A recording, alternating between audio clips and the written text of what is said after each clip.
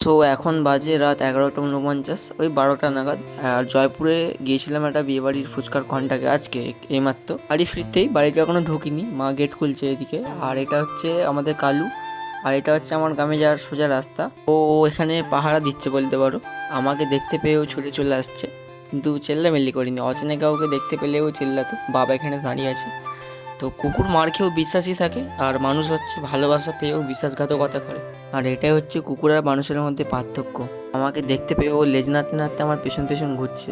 বুঝতে পেরেছি ওর খিদে লেগেছে। একটা বিস্কুটের প্যাকেট ছিল, সেটা কেটে ওকে খেতে দিয়েছি। এটা দেখাচ্ছি না, একটা কথাই বলবো, একটা কুকুরকে একটা বিস্কুট খাইয়ে তাকে উপকার করে দেখবেন, সে রাত জেগে আপনার বাড়ি পাহারা দেবে।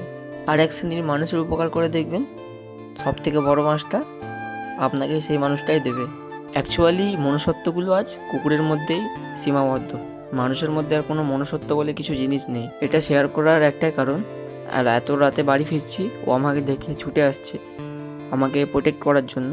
তো যদি প্রশ্ন ওঠে বিশ্বাসের, তাহলে মানুষের থেকে ওই কুকুরটাই সেরা। সকলকে শুভরাত্রি, দেখা হবে নেক্সট ব্লগে।